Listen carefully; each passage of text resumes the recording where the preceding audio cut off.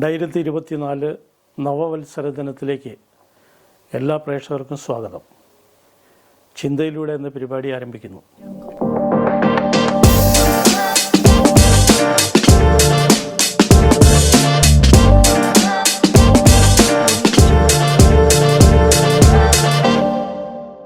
ജനുവരി 22-ന് അയോധ്യയിൽ ബാബറി മസ്ജിദ് പൊളിച്ച അതേ സ്ഥലത്ത് രാമക്ഷേത്രം നിർമ്മിച്ച് അതിൻ്റെ ഉദ്ഘാടനം ഇന്ത്യയുടെ പ്രധാനമന്ത്രി നിർവഹിക്കുന്നത് ഇന്ത്യൻ ഭരണഘടനയുടെ ശവപ്പെട്ടിയിലടിക്കുന്ന അവസാനത്തെ ആണിയാകും എന്ന് ഉറപ്പാണ്.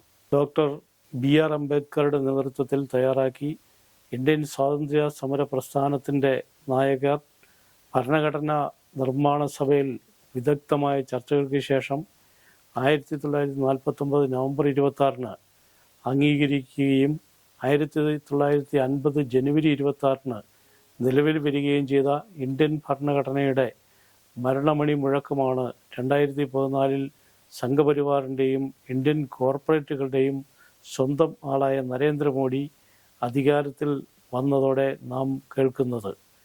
ഭരണഘടന നിലവിൽ വന്ന കാലത്ത് തന്നെ സംഘപരിവാർ അതിനെതിരെ പരസ്യമായി രംഗത്ത് വന്നതാണ്. അവരെ സംബന്ധിച്ചിടത്തോളം ഭരണഘടന മനുസ്മൃതിയാണ്. ഇന്ത്യയെ മതനിരപേക്ഷ ജനാധിപത്യ റിപ്പബ്ലിക്കായി നിലനിർത്താൻ അല്ല, മതാധിഷ്ഠിതവും സ്വേച്ഛാധിപത്യപരവുമായ ഹിന്ദുത്വ രാഷ്ട്രമാക്കാനുള്ള RSS അതിൻ്റെ രൂപീകരണ കാലം മുതൽ നീക്കം നടത്തിയതാണ്. സംഘപരിവാറിൻ്റെ പ്രത്യയശാസ്ത്രകാരന്മാർ തുടക്കം മുതൽ തന്നെ അക്കാര്യം വ്യക്തമാക്കിയിട്ടുമുണ്ട്. ഹിന്ദുമത വിശ്വാസവുമായി ഹിന്ദുത്വ എന്ന രാഷ്ട്രീയ പ്രത്യയശാസ്ത്രത്തിന് കടലും കടലാടിയും തമ്മിലുള്ള ബന്ധം മാത്രമേ ഉള്ളൂ. ഹിന്ദുത്വവാദികളെ സംബന്ധിച്ചിടത്തോളം മതവും വിശ്വാസവും ഒരു രാഷ്ട്രീയ ആയുധം മാത്രമാണ്. RSS രൂപീകരണത്തിൻ്റെ 100-ാം വാർഷികത്തിൽ ഇന്ത്യയെ ഹിന്ദുത്വ രാഷ്ട്രമാക്കണമെന്ന പ്രഖ്യാപനം സംഘപരിവാർ കേന്ദ്രങ്ങൾ ഉയർത്തിയാൻ തുടങ്ങിയിട്ട് വർഷങ്ങളായി. നരേന്ദ്രമോദിയുടെ 2ാം വരവോടെ 2019 മുതൽ അതിനുള്ള നീക്കങ്ങൾ ത്വരിതഗതിയിലാക്കി വരികയാണ്.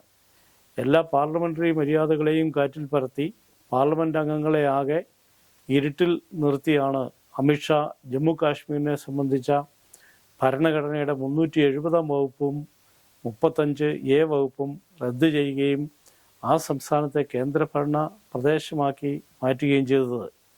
അങ്ങനെ ചെയ്യുന്നതിന് ബന്ധപ്പെട്ട നിയമസഭയുടെ അംഗീകാരം വേണമെന്ന വ്യവസ്ഥ മറികടക്കാൻ ജമ്മു കാശ്മീരിലെ നിയമസഭ തന്നെ മുൻകൂട്ടി പിരിച്ചുവിട്ടിരുന്നു.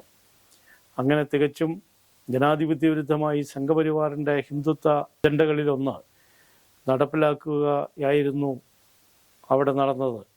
ഇന്ത്യൻ ഭരണഘടനയുടെ ആധാരശിലകളിലൊന്നായ ഫെഡറൽ സംവിധാനത്തിൻ്റെ കടയ്ക്കൽ കത്തിവയ്ക്കുന്ന ഈ തീരുമാനത്തിൽ സംസ്ഥാനത്തെ കീറിമുറിച്ച് കേന്ദ്ര ഭരണ പ്രദേശമാക്കിയത് സംബന്ധിച്ച് വിധി പറയാതെ മാറ്റിവെച്ച ഇന്ത്യയിലെ പരമോന്നത നീതിപീഠം തന്നെ ജനാധിപത്യ വിരുദ്ധമായ ഈ നീക്കത്തിന് മുന്നിൽ കണ്ണടച്ചു എന്നതാണ് ദൗർഭാഗ്യകരമായ കാര്യം.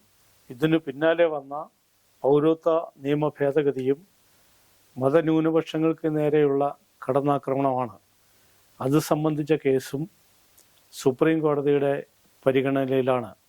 അയോധ്യയെ സംബന്ധിച്ച സുപ്രീം കോടതിയുടെ വിധിയാണ് അയോധ്യ ക്ഷേത്ര നിർമ്മിതിക്കും ഇപ്പോൾ അതിൻ്റെ ഉദ്ഘാടനത്തിനും അവസരമൊരുക്കിയത്.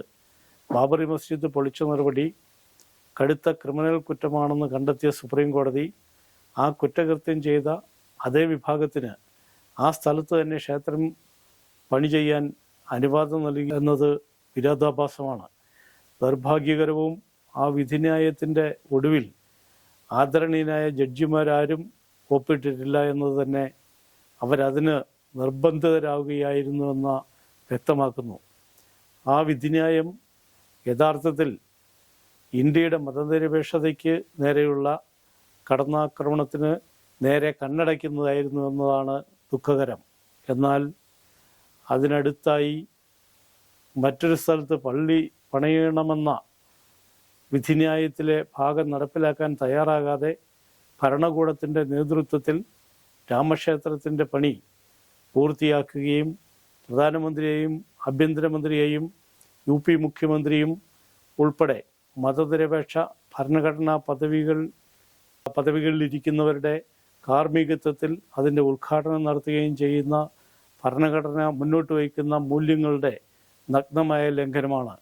UP ഗവൺമെൻറ് സംസ്ഥാനത്തെ മുഴുവൻ ക്ഷേത്രങ്ങളിലും രാമായണ പാരായണവും അതുമായി ബന്ധപ്പെട്ട ആചാരങ്ങളും നടത്താൻ തീരുമാനിക്കുകയും അതിനായി സർക്കാർ ഉദ്യോഗസ്ഥന്മാരെ നിയോഗിക്കുകയും ചെയ്തത് തന്നെ മതനിരപേക്ഷതയുടെ ലംഘനമാണ്. RSS ആഗ്രഹിക്കുന്ന ഹിന്ദുത്വ രാഷ്ട്രമായി ഇന്ത്യയെ മാറ്റുന്നതിൻ്റെ ലക്ഷണങ്ങളാണ് ഇതിലെല്ലാം നാം കാണുന്നത്. 2024 ലോക്സഭാ തെരഞ്ഞെടുപ്പിലെ BJPയുടെ മുദ്രാവാക്യം തന്നെ രാമക്ഷേത്ര നിർമ്മാണമാണെന്നിരിക്കെ ആ ക്ഷേത്രത്തിൻ്റെ ഉദ്ഘാടനം ഒരു വിധത്തിലും വിശ്വാസവുമായി ബന്ധപ്പെട്ടുള്ളതല്ല, മറിച്ച് അതൊരു രാഷ്ട്രീയ പദ്ധതി മാത്രമാണ്. അതിലേക്കാണ് കേന്ദ്ര സർക്കാർ ഇന്ത്യയിലെ പ്രതിപക്ഷ കക്ഷികളെ ക്ഷണിച്ചിരിക്കുന്നത്. CPIM ജനറൽ സെക്രട്ടറി സഖാവ് സീതാറാം യെച്ചൂരി ആ ക്ഷണം നിരസിച്ചു. CPI, സമാജ്വാദി പാർട്ടി തുടങ്ങിയ പ്രതിപക്ഷ പാർട്ടികൾ അത് നിരസിച്ചിട്ടുണ്ട്. മതവിശ്വാസം വ്യക്തികളുടെ സ്വകാര്യ വിഷയമാണെന്നിരിക്കെ ഭരണകൂടം അതിൽ ഇടപെടുന്നത് മതനിരപേക്ഷ ഭരണ സംവിധാനത്തിൻ്റെ ലംഘനമായിരിക്കും എന്ന കാഴ്ചപ്പാടിൻ്റെ അടിസ്ഥാനത്തിലാണ് CPIM ഉൾപ്പെടെയുള്ള പ്രതിപക്ഷം അതിൽ പങ്കെടുക്കാതിരിക്കുന്നത്. എന്നാൽ രാജ്യത്തെ ഏറ്റവും വലിയ പ്രതിപക്ഷ കക്ഷിയായ കോൺഗ്രസ് ഇക്കാര്യത്തിൽ ഇതേവരെ വ്യക്തമായ ഒരു തീരുമാനം എടുക്കാത്തത് മതനിരപേക്ഷ ജനാധിപത്യവാദികളെയും മതന്യൂനപക്ഷ ജനവിഭാഗങ്ങളെയും ആശങ്കയിലാഴ്ത്തുന്നതെന്ന് നമുക്ക് കാണാം. BJP ഹിന്ദുത്വ പ്രത്യയശാസ്ത്രം കൊണ്ട് തെരഞ്ഞെടുപ്പിനെ നേരിടാൻ ശ്രമിക്കുമ്പോൾ പകരം മൃദു ഹിന്ദുത്വത്തിലൂടെ ജനവിധി നേടാമെന്ന കോൺഗ്രസിൻ്റെ മോഹത്തിന് ഈ കഴിഞ്ഞ നിയമസഭാ തെരഞ്ഞെടുപ്പുകളിൽ തിരിച്ചടിയേറ്റിട്ടും പാഠം പഠിക്കാൻ തയ്യാറാകുന്നില്ല എന്ന് തോന്നുന്നു. കോൺഗ്രസ് മതനിരപേക്ഷതയുടെ കാര്യത്തിൽ വെള്ളം ചേർക്കാൻ തുടക്കം മുതൽ തന്നെ തയ്യാറായതാണ്. ഒടുവിൽ സംഘപരിവാറിന് മുന്നിൽ അടിയറവ് പറയാൻ അവസരമൊരുക്കിയിരിക്കുന്നതാണ്. 1949 ബാബറി മസ്ജിദിനുള്ളിൽ രാമവിഗ്രഹം കൊണ്ടിട്ടപ്പോൾ പ്രധാനമന്ത്രിയായിരുന്ന നെഹ്റു അതിനെ സരയൂ നദിയിലേക്ക് വലിച്ചെറിയാൻ നിർദ്ദേശിച്ചു. എന്നാൽ അന്നത്തെ അയോധ്യ ഉൾപ്പെടുന്ന ജില്ലയുടെ ഭരണാധികാരിയായിരുന്ന മലയാളിയായ ഉദ്യോഗസ്ഥൻ UPയിലെ കോൺഗ്രസ് ഗവൺമെൻറ്റും അതിന് തയ്യാറാകാതിരുന്നത് പിൽക്കാലത്ത് സംഭവവികാസങ്ങൾക്കെല്ലാം നിദാനമായിരിക്കുകയാണ്. 1980കളിൽ രാജീവ് ഗാന്ധി പ്രധാനമന്ത്രിയായിരിക്കെ ബാബറി മസ്ജിദ് ഹിന്ദു വിഭാഗത്തിന് ആരാധനയ്ക്കായി തുറന്നു കൊടുത്തതും അവിടെ ക്ഷേത്ര നിർമ്മാണത്തിന് ശിലാന്യാസം നടത്താൻ അനുമതി നൽകിയതും 1992 ഡിസംബർ 6 ബാബറി മസ്ജിദ് സംഘപരിവാറുകാർ തകർത്തെറിഞ്ഞപ്പോൾ കേന്ദ്രത്തിൽ അധികാരത്തിലിരുന്ന കോൺഗ്രസ് ഗവൺമെൻറ് അതിന് മൂകസാക്ഷിയായി കയ്യും കെട്ടി നിന്നതും BJPയുടെ വളർച്ചയ്ക്കും അധികാരാരോഹണത്തിനും മാത്രമാണ് സഹായകരമായത്. ഇക്കാര്യം പക്ഷേ കോൺഗ്രസ് ഓർക്കുന്നതേയില്ല. ഉറച്ച മതനിരപേക്ഷ നിലപാട് ഉയർത്തിപ്പിടിച്ചു മാത്രമേ സംഘപരിവാറിൻ്റെ ഹിന്ദുത്വ വെല്ലുവിളിയെ നേരിടാനാവൂ എന്നതാണ് യാഥാർത്ഥ്യം. ഇന്ത്യൻ ഭരണഘടനയുടെ ആധാരശിലകളായ മതനിരപേക്ഷതയെയും ജനാധിപത്യത്തെയും ഫെഡറൽ സംവിധാനത്തെയും എല്ലാം തകർത്ത് നഗ്നമായ സ്വേച്ഛാധിപത്യത്തിലേക്കാണ് BJP ഇന്ന് രാജ്യത്തെ എത്തിച്ചിരിക്കുന്നത്. ജനങ്ങളെ ആകെ അണിനിരത്തി എന്ത് വില കൊടുത്തും ഇതിനെ ചെറുത്ത് തോൽപ്പിക്കേണ്ടത് രാജ്യത്തോടും ജനങ്ങളോടും കൂടുള്ള മതനിരപേക്ഷ ജനാധിപത്യ വിശ്വാസികളുടെ ആകെ പരമപ്രധാനമായ കടമയായി മാറിയിരിക്കുന്നു. ഈ കാര്യത്തിൽ വിട്ടുവീഴ്ച ചെയ്യുന്നവർ ചരിത്രത്തോട് തന്നെ നീതി പുലർത്തുന്നവരായിരിക്കില്ല.